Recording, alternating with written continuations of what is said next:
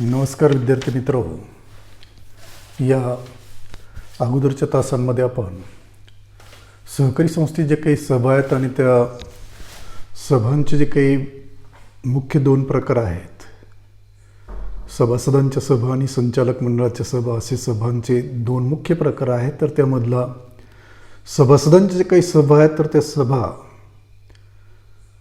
हा जो काही पहिला प्रकार आहे तर त्या प्रकारामध्ये सभासद सभांचे जे काही चार उपप्रकार निर्माण केलेले आहेत तर त्या चारही प्रकारांसंदर्भात सविस्तर अशा प्रकारची जी काही माहिती आहे तर ती माहिती आपण या अगोदरच्या तासांमध्ये पाहिलेली आहे.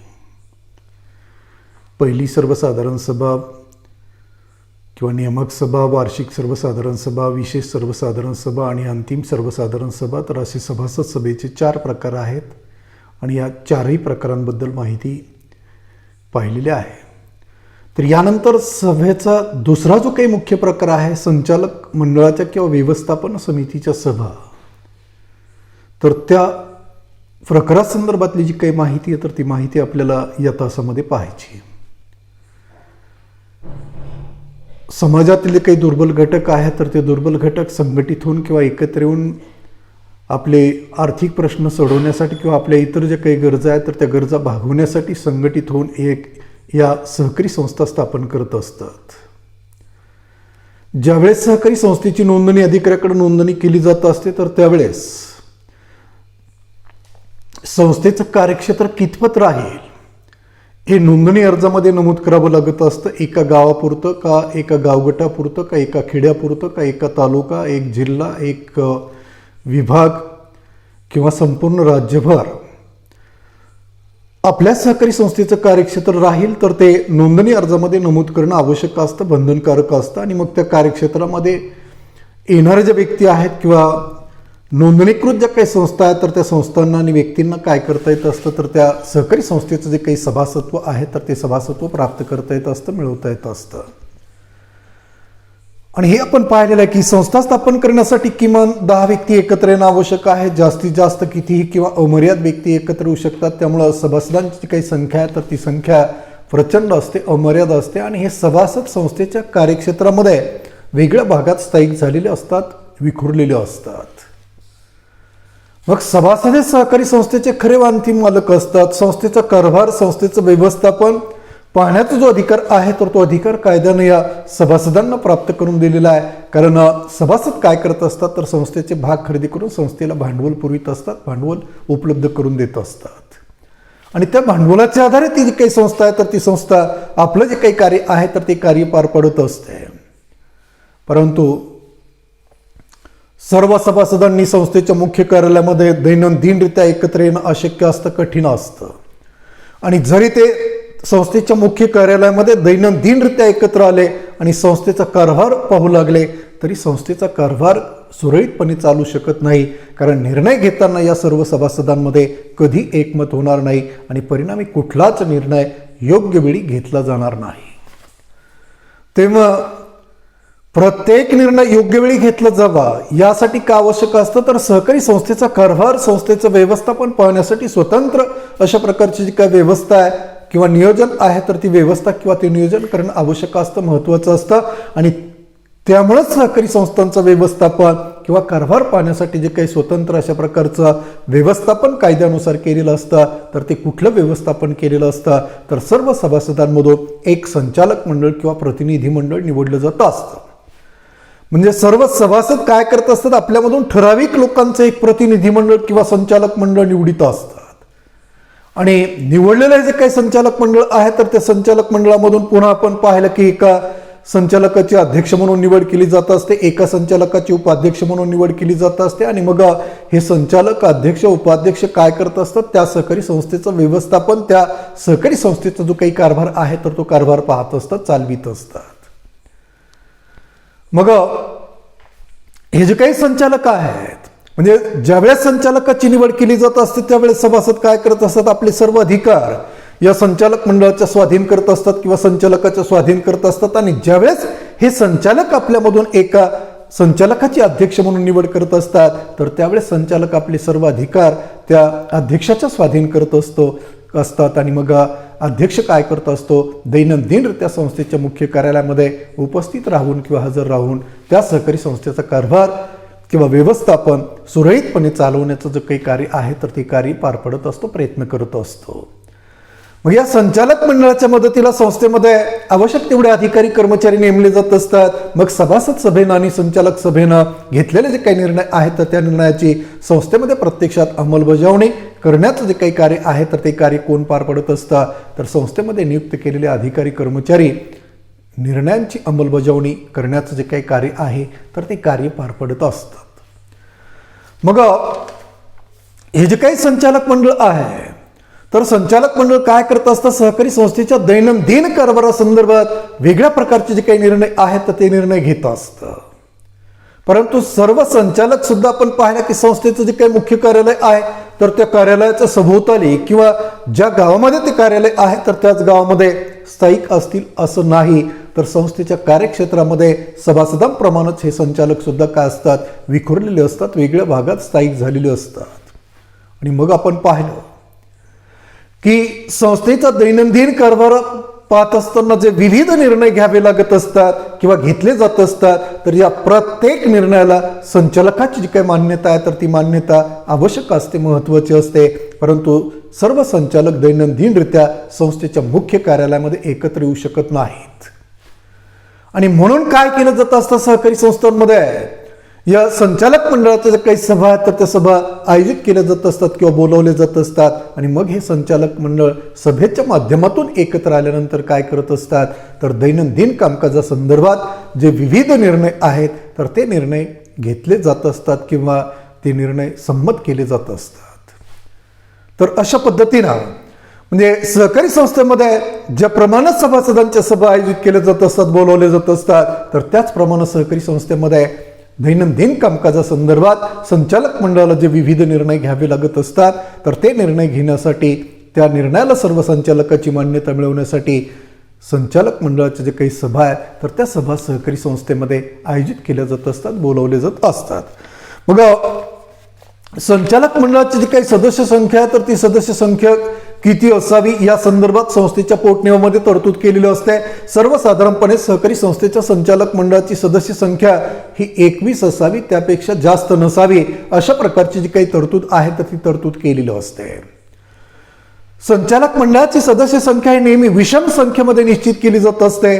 आणि विषम संख्येमध्ये का निश्चित केली जात असते, तर कोणताही निर्णय अगदी सहजगत्या घेता यावा, बहुमतानं घेता यावा यासाठी काय केलं जात असतं, तर संचालक मंडळाची जी काही सदस्य संख्या आहे तर ती सदस्य संख्या विषम संख्येमध्ये निश्चित केली जात असते.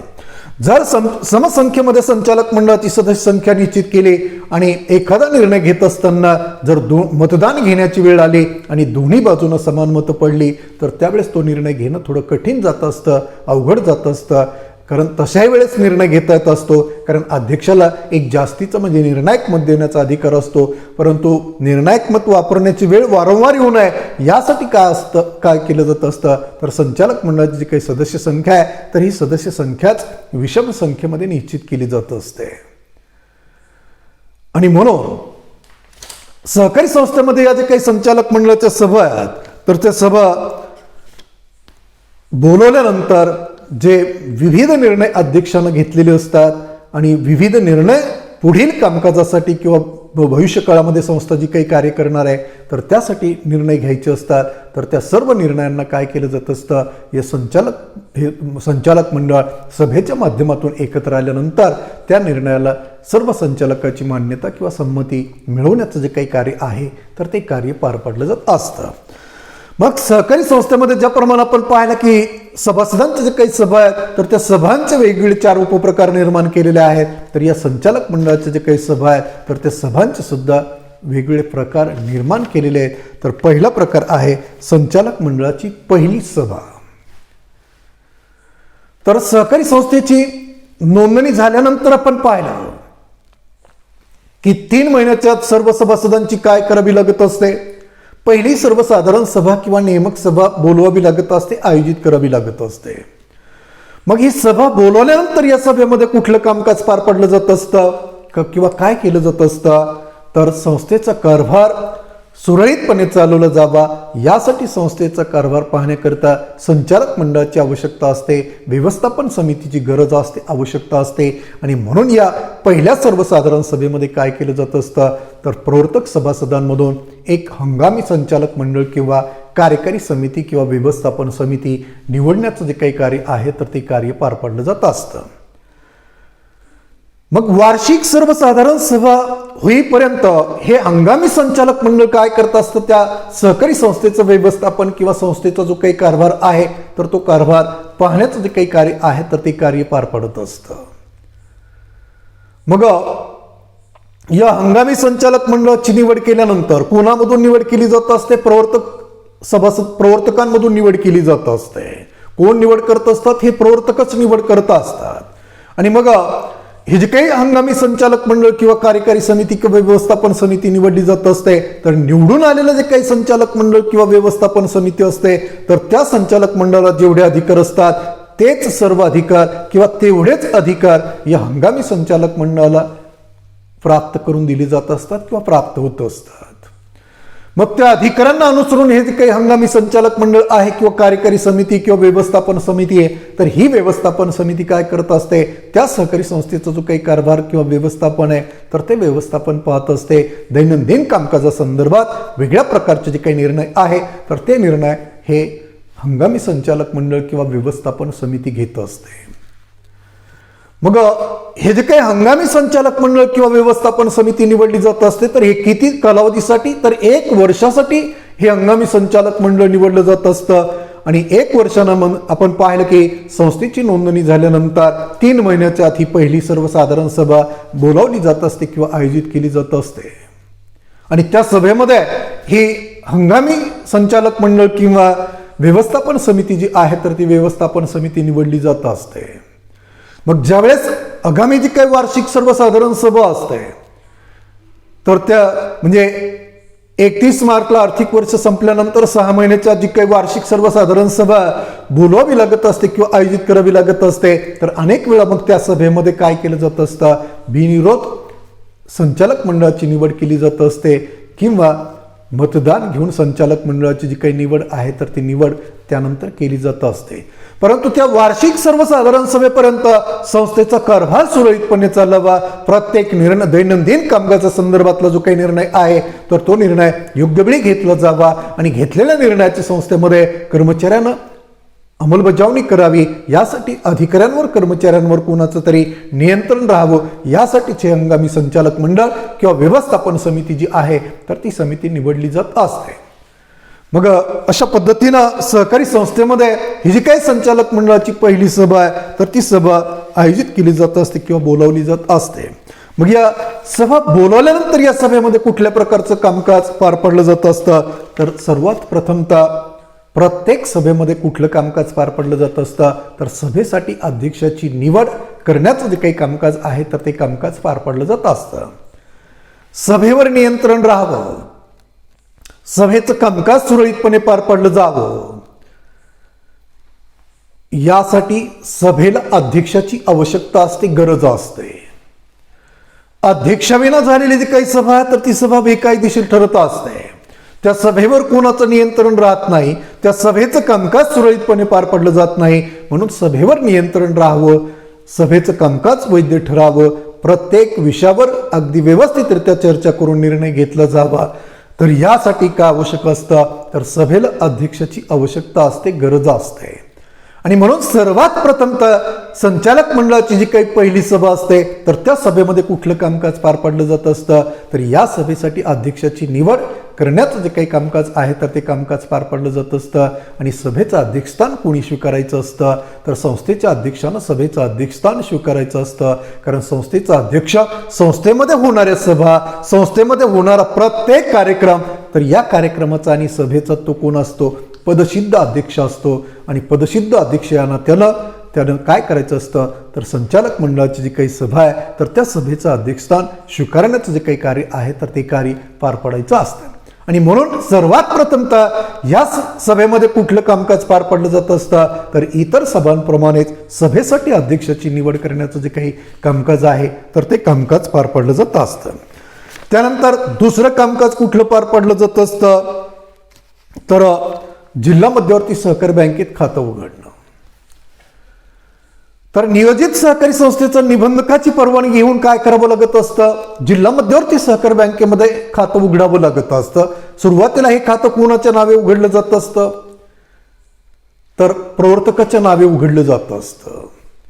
मग ही जी काही पहिली सर्वसाधारण सभा आहे तर या सभेमध्ये काय केलं जात असतं तर प्रवर्तकाच्या नावे उघडलेलं जे काही खातं आहे तर ते खातं संस्थेच्या नावे करण्यासंदर्भातील जो काही ठराव आहे तर तो ठराव पहिल्या सर्वसाधारण सभेमध्ये संमत केला जात असतो.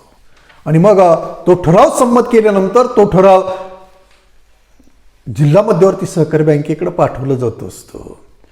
आणि मग जिल्हा मध्यवर्ती सहकारी बँकेमध्ये जे काही खातं उघडलं जात असतं निबंधकाकडे तो ठराव पाठवला जात असतो. निबंधक काय करत असतो, जिल्हा मध्यवर्ती सहकारी बँकेमध्ये खातं उघडण्यासाठी मान्यता देत असतो आणि त्या निबंधकाच्या आदेशानुसार जिल्हा मध्यवर्ती सहकारी बँकेमध्ये प्रवर्तकाच्या नावे जे काही खातं आहे तर ते खातं उघडलं जात असतं.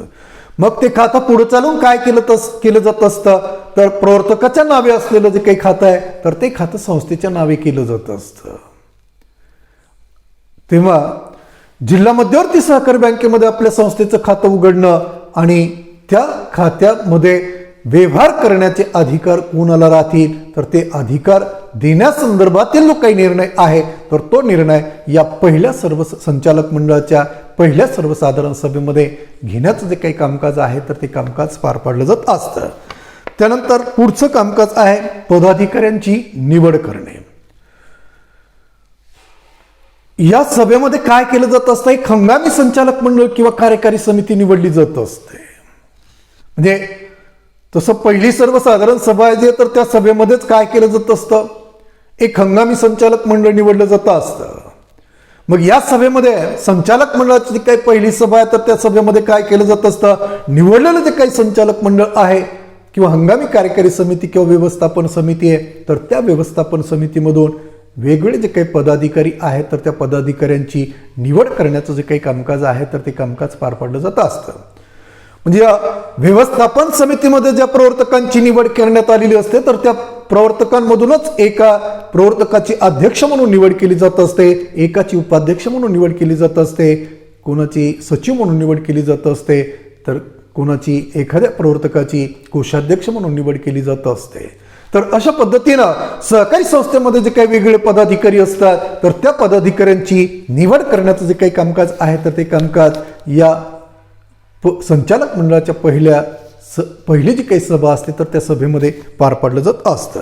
त्यानंतर पुढचं कामकाज आहे की खर्चास मंजुरी देणे. पहिल्या सर्वसाधारण सभेपर्यंत किंवा पहिली सर्वसाधारण सभा आपण पाहिलं की काय केलं जात असतं, त्या सभेमध्ये सभे अगोदर म्हणजे 14 दिवस सभेच्या अगोदरचं जे काही 14 दिवस आहे तर त्यापूर्वी जो काही संस्थेनं खर्च केलेला असतो तर त्या खर्चाला काय केलं जात असतं, पहिल्या सर्वसाधारण सभेमध्ये सभासदांच्या सभेमध्ये मान्यता दिली जात असते. मग त्या अगोदरचे जे काही 14 दिवस आहे तर तेव्हापासून संस्थेनं जो काही विविध बाबींवर खर्च केलेला असतो तर त्या खर्चाला काय केली जात असते तर संचालक मंडळाची जी काही पहिली सभा आहे तर त्या सभेमध्ये संस्थेचा झालेला जो काही खर्च आहे तर त्या खर्चाला मान्यता देण्याचं जे काही कार्य आहे तर ते कार्य पार पडलं जात असतं. त्यानंतर कर्ज मर्यादा निश्चित करणे. तर सहकारी संस्था काय करत असतात तर आपले जे काही सभासद आहेत तर त्या सभासदांना अल्पकालीन, मध्यमकालीन, दीर्घकालीन, अधिविकर सवलत अशा वेगळ्या प्रकारचा जो काही कर्ज पुरवठा आहे तर तो कर्ज पुरवठा उपलब्ध करून देण्याचं कार्य पार पडत असतात. तेव्हा या पहिल्या सर्वसाधारण सभेमध्ये संचालक मंडळ कुठलं कामकाज पार पडत असतं तर संस्था आपल्या सभासदांना अल्पकालीन कर्ज म्हणून किती रक्कम देईल, मध्यमकालीन कर्ज म्हणून किती रक्कम देईल तर या संदर्भातली जी काही कर्ज मर्यादा आहे तर ती कर्ज मर्यादा निश्चित करण्याचं जे काही कामकाज आहे तर ते कामकाज याच सभेमध्ये पार पाडलं जात असतं.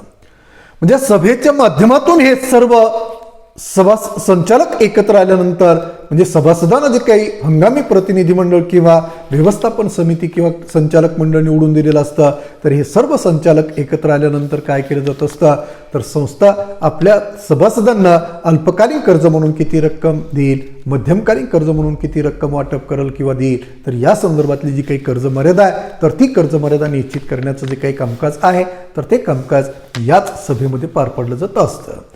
त्यानंतर पुढचं कामकाज अंदाजपत्रकास मंजुरी देणे. तर सहकारी संस्थेचं जे काही अंदाजपत्रक आहे म्हणजे आगामी आर्थिक वर्षासाठी जे काही अंदाजपत्रक संस्थेमध्ये तयार केलं जात असतं की संस्था कुठल्या प्रकारचा उपक्रम राबवणार आहे, त्यावर संस्था अंदाजे किती खर्च करणार आहे, त्यापासून संस्थेला किती उत्पन्न होणार आहे, संस्थेला नफा होणार आहे की तोटा होणार आहे, तर या संदर्भात अंदाजपत्रक आहे तर ते अंदाजपत्रक तयार केलं जात असतं. तर त्या अंदाजपत्रकाला सुद्धा सर्व संचालकाची जी काही मान्यता आहे तर ती मान्यता आवश्यक असते आणि या संचालकाच्या पहिल्या सभेच्या माध्यमातून हे सर्व संचालक एकत्र आल्यानंतर हे जे काही तयार केलेलं अंदाजपत्रक असतं तर त्या अंदाजपत्रकाला सर्व संचालकाची जी काही मान्यता आहे तर ती मान्यता मिळवण्याचं जे काही कामकाज आहे तर ते कामकाज या संचालक मंडळाच्या पहिल्या सभेत पार पाडलं जात असतं. त्यानंतर पुढचं कामकाज आहे कागदपत्रावर सह्या करण्याचा अधिकार. सहकारी संस्थेमध्ये वेगळ्या प्रकारचं जे काही दस्तऐवज आहे तर ते दस्तऐवज तयार केलं जात असतं, हिशोबपत्रक तयार केली जात असतात, वेगवेगळ्या संस्थांना व्यक्तींना पत्र पाठवली जात असतात, चेक दिले जात असतात, इतरही वेगळ्या प्रकारची जी काही कागदपत्र आहेत तर ती कागदपत्र सहकारी संस्थांमध्ये तयार करावी लागत असतात, केली जात असतात. म्हणजे निबंधकाला पत्र पाठवलं जात असतं, अंकेक्षकाला पत्र पाठवलं जात असतं, सभासदांना पत्र पाठवलं जात असतं, त्यानंतर त्रयस्थ व्यक्तीला किंवा संस्थेला पत्र पाठवलं जात असतं, वित्तपुरवठा करणाऱ्या संस्थांशी पत्र व्यवहार करावा लागत असतो, अंकेक्षकाशी पत्र व्यवहार करावा लागत असतो. मग हे सर्व कागदपत्र किंवा दस्तऐवज विधिग्राह्य ठरावित, कायदेशीर ठरावित, यासाठी त्यावर काय असणं आवश्यक आहे तर जबाबदार अधिकाऱ्यांच्या पदाधिकाऱ्यांच्या स्वाक्षऱ्या असणं आवश्यक असतं, महत्वाचं असतं.